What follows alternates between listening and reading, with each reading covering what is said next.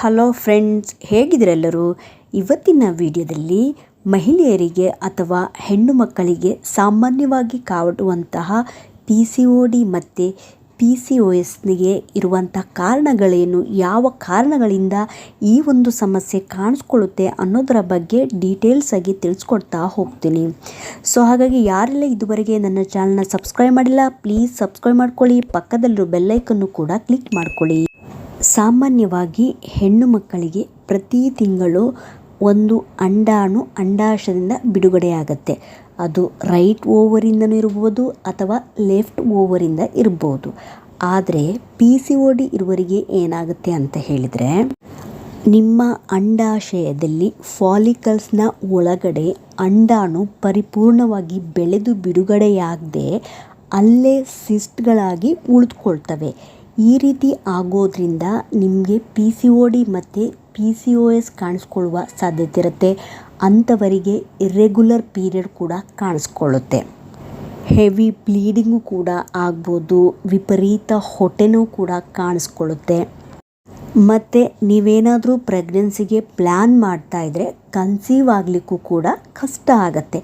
ಇವೆಲ್ಲ ಲಕ್ಷಣ ಆದರೆ ಯಾವ ಕಾರಣಕ್ಕೆ ಈ ಒಂದು PCODಯ ಸಮಸ್ಯೆ ಇತ್ತೀಚಿನ ದಿನಗಳಲ್ಲಿ ಸರ್ವೇ ಸಾಮಾನ್ಯ ಆಗಿದೆ ಅನ್ನೋದನ್ನು ನೋಡ್ತಾ ಹೋಗೋದಾದರೆ, ಮೊದಲನೇದಾಗಿ ಇದಕ್ಕೆ ಮುಖ್ಯವಾಗಿ ಯಾವ ಕಾರಣ ಅಂತ ಇದುವರೆಗೆ ತಿಳಿದು ಬಂದಿಲ್ಲ. ಸಾಮಾನ್ಯವಾಗಿ ಹಾರ್ಮೋನ್ ಇಂಬ್ಯಾಲೆನ್ಸ್ ಆಗೋದ್ರಿಂದ ಈ ರೀತಿ ಕಾಣಿಸ್ಕೊಳ್ಳುವ ಸಾಧ್ಯತೆ ಇರುತ್ತೆ.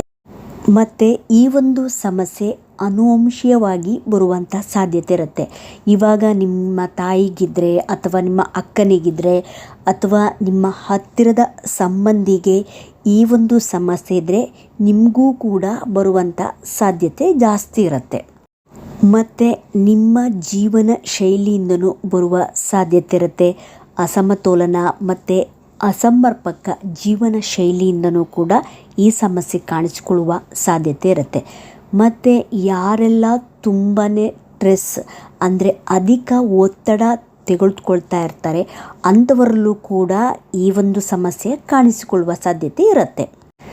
ಮತ್ತು ಯಾರು ಜಾಸ್ತಿ ಯಾವಾಗಲೂ ಕೊಬ್ಬಿನ ಪದಾರ್ಥ, ತುಂಬ ಆಯಿಲಿ ಫುಡ್ ಇರ್ಬೋದು, ಕರಿದ ಪದಾರ್ಥ ಅಥವಾ ಜಂಕ್ ಫುಡ್ಗಳನ್ನು ಯಾವಾಗಲೂ ತಿಂತಾ ಇರ್ತಾರೆ ಮತ್ತು ಸ್ವೀಟ್ ಪದಾರ್ಥಗಳನ್ನು ಅತಿ ಹೆಚ್ಚು ಬಳಕೆ ಮಾಡ್ತಾ ಇರ್ತಾರೆ, ಅಂಥವರಲ್ಲೂ ಕೂಡ ಈ ಒಂದು ಸಮಸ್ಯೆ ಕಾಣಿಸ್ಕೊಳ್ಳುತ್ತೆ. ಬ್ಯಾಡ್ ಹ್ಯಾಬಿಟ್ಸ್ನಿಂದನೂ ಕೂಡ PCOD ಮತ್ತು PCOSಗೆ ಕಾರಣ ಆಗ್ಬೋದು. ಇನ್ಸುಲಿನ್ ಪ್ರತಿರೋಧದ ಸಮಸ್ಯೆ ಇದ್ದವರಲ್ಲಿ, ಉರಿಯೂತದ ಸಮಸ್ಯೆ ಇದ್ದವರಲ್ಲೂ ಕೂಡ ಈ ಒಂದು ಸಮಸ್ಯೆ ಕಾಣಿಸಿಕೊಳ್ಳುತ್ತೆ. ಮತ್ತು ನೀವು ಜಾಸ್ತಿ ವೆಯ್ಟ್ ಗೇನ್ ಆಗ್ತಾ ಹೋದ್ರೂ ಕೂಡ PCOD ಮತ್ತು PCOSಗೆ ಕಾರಣ ಆಗ್ಬೋದು. ಜಾಸ್ತಿ ವೆಯ್ಟ್ ಗೇನಿಂದ PCOD ಆಗ್ಬೋದು ಅಥವಾ PCOD ಮತ್ತು PCOS ಬಂದ ನಂತರನೂ ಕೂಡ ನೀವು ರ್ಯಾಪಿಡಾಗಿ ವೆಯ್ಟ್ ಗೇನ್ ಆಗ್ತಾ ಹೋಗ್ಬೋದು. ಸೊ ಹಾಗಾಗಿ ಈ ರೀತಿ ನೀವು ವೆಯ್ಟ್ ಗೇನ್ ಆಗ್ತಾ ಹೋದರೆ ಇದನ್ನು ನಿಮಗೆ ವೆಯ್ಟ್ ರೆಡ್ಯೂಸ್ ಮಾಡಲಿಕ್ಕೆ ಸ್ವಲ್ಪ ಕಷ್ಟ ಕೂಡ ಆಗುತ್ತೆ. ಸೊ ಹಾಗಾಗಿ ಈ ಒಂದು ಸಮಸ್ಯೆ ಸಾಮಾನ್ಯವಾಗಿ ನೀವು ಎಲ್ಲ ಕಡೆ ಕೇಳ್ತಾ ಇರ್ತೀರ. ಇತ್ತೀಚಿನ ದಿನಗಳಲ್ಲಿ ನಿಮಗೆ ಈ ಒಂದು ಸಮಸ್ಯೆ ಬರಬಾರ್ದು ಅಂತ ಹೇಳಿದರೆ ನೀವು ಸಾಮಾನ್ಯವಾಗಿ ಒಳ್ಳೆಯ ಡಯಟನ್ನು ಫಾಲೋ ಮಾಡಬೇಕಾಗುತ್ತೆ. ಮತ್ತು ನೀವು ತುಂಬ ಸ್ಟ್ರೆಸ್ಸನ್ನು ತೆಗೆದುಕೊಳ್ಳೋದನ್ನು ಕೂಡ ಕಮ್ಮಿ ಮಾಡಬೇಕಾಗತ್ತೆ. ಅತಿ ಹೆಚ್ಚು ಸ್ವೀಟ್ ತಿನ್ನೋದನ್ನು ಕೂಡ ಅವಾಯ್ಡ್ ಮಾಡಬೇಕಾಗತ್ತೆ. ಇದರ ಜೊತೆಗೆ ನೀವು ನಿಯಮಿತವಾದ ವ್ಯಾಯಾಮ, ಯೋಗ, ಮೆಡಿಟೇಷನ್ ಇವುಗಳನ್ನು ನೀವು ರೂಢಿಸ್ಕೊಳ್ತಾ ಬಂದರೆ ನಿಮ್ಮ ಹಾರ್ಮೋನ್ಸ್ಗಳನ್ನು ನೀವು ಬ್ಯಾಲೆನ್ಸಲ್ಲಿಡಲಿಕ್ಕೆ ಸಹಾಯ ಆಗತ್ತೆ. ಇದರ ಜೊತೆಗೆ ನಿಮಗೇನಾದರೂ ಬ್ಯಾಡ್ ಹ್ಯಾಬಿಟ್ಸ್ ಇದ್ರೂ ಕೂಡ ನೀವು ಅದನ್ನು ಕ್ವಿಟ್ ಮಾಡಬೇಕಾಗತ್ತೆ. ಮತ್ತು ವೆಯ್ಟ್ ಏನಾದರೂ ನಿಮ್ಮದು ರ್ಯಾಪಿಡಾಗಿ ಗೈನ್ ಆಗ್ತಾ ಹೋದರೆ ನೀವೊಂದು ಹೆಲ್ತಿ ವೆಯ್ಟನ್ನು ನೀವು ಮೇಂಟೈನ್ ಮಾಡಬೇಕಾಗತ್ತೆ. ಇದರ ಜೊತೆಗೆ ನೀವು ಆದಷ್ಟು ಟೆನ್ಷನ್ ಫ್ರೀ ಆಗಿರಲಿಕ್ಕೆ ರೂಢಿ ಮಾಡ್ಕೋಬೇಕಾಗತ್ತೆ.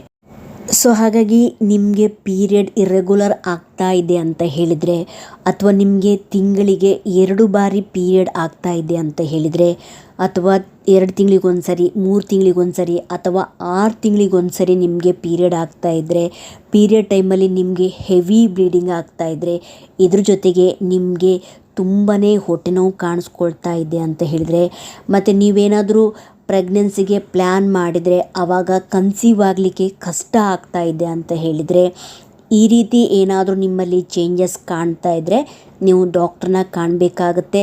ಅದಕ್ಕೆ ತಕ್ಕ ಟ್ರೀಟ್ಮೆಂಟನ್ನು ನೀವು ಪಡಿಬೇಕಾಗತ್ತೆ. ಈ ಒಂದು ಸಮಸ್ಯೆಗೆ ಫಸ್ಟ್ ಆಫ್ ಆಲು ನಿಮ್ಮ ಜೀವನ ಶೈಲಿಯನ್ನು ನೀವು ಸರಿ ಮಾಡ್ಕೋಬೇಕಾಗತ್ತೆ. ಈ ರೀತಿ ಮಾಡ್ತಾ ಬಂದಿದ್ದಲ್ಲಿ ಅರ್ಧಕ್ಕರ್ಧದಷ್ಟು ಸಮಸ್ಯೆ ಪರಿಹಾರ ಆಗತ್ತೆ. ಇದರ ಜೊತೆಗೆ ನೀವೇನಾದರೂ ವೆಯ್ಟ್ ಗೇನ್ ಆಗ್ತಾ ಹೋದರೆ ಒಂದು ಹೆಲ್ತಿ ವೆಯ್ಟನ್ನು ನೀವು ಮೇಂಟೈನ್ ಮಾಡಬೇಕಾಗತ್ತೆ. ಮತ್ತು ನಿಮಗೆ ಡಾಕ್ಟ್ರ್ ಏನಾದರೂ ಮೆಡಿಸಿನ್ ಮತ್ತು ಅಡ್ವೈಸ್ ಏನಾದರೂ ಮಾಡಿದರೆ ಅದ್ರ ಪ್ರಕಾರ ನೀವು ಫಾಲೋ ಮಾಡ್ತಾ ಬರೋದ್ರಿಂದ ಈ ಒಂದು ಸಮಸ್ಯೆನ ನೀವು ಬ್ಯಾಲೆನ್ಸ್ ಮಾಡ್ತಾ ಬರ್ಬೋದು. ಸೊ ಹಾಗಾಗಿ ನಾನು ಇದಕ್ಕಿಂತ ಮೊದಲೇ PCOD ಮತ್ತು PCOS ಬಂದರೆ ಯಾವೆಲ್ಲ ಲಕ್ಷಣಗಳು ಕಾಣಿಸ್ಕೊಳ್ತವೆ ಅನ್ನೋದರ ಬಗ್ಗೆ ಡೀಟೇಲ್ಸಾಗಿ ವಿಡಿಯೋ ಮಾಡಿದ್ದೇನೆ. ಡಿಸ್ಕ್ರಿಪ್ಷನ್ ಬಾಕ್ಸಲ್ಲಿ ಅದರ ಲಿಂಕನ್ನು ನಾನು ಕೊಟ್ಟಿರ್ತೀನಿ, ಪ್ಲೀಸ್ ಚೆಕ್ ಮಾಡ್ಕೊಳ್ಳಿ ಫ್ರೆಂಡ್ಸ್. ಸೊ ಹಾಗಾಗಿ ಇವತ್ತಿನ ವಿಡಿಯೋದಲ್ಲಿ PCOD ಮತ್ತು PCOS ಬರಲಿಕ್ಕೆ ಏನೆಲ್ಲ ಕಾರಣ ಇರಬಹುದು ಅನ್ನೋದರ ಬಗ್ಗೆ ಡೀಟೇಲ್ಸಾಗಿ ತಿಳಿಸ್ಕೊಟ್ಟಿದ್ದೀನಿ. ಸೊ ಹಾಗಾಗಿ ಈ ಒಂದು ಇನ್ಫಾರ್ಮೇಷನ್ ನಿಮಗೆ ಇನ್ಫಾರ್ಮೇಟಿವ್ ಅನಿಸಿದ್ದಲ್ಲಿ ಪ್ಲೀಸ್ ಸಬ್ಸ್ಕ್ರೈಬ್ ಮಾಡೋದನ್ನು ಮರಿಬೇಡಿ. ಸಿಗ್ತೀನಿ ಮುಂದಿನ ವಿಡಿಯೋದಲ್ಲಿ. Thank you so much friends.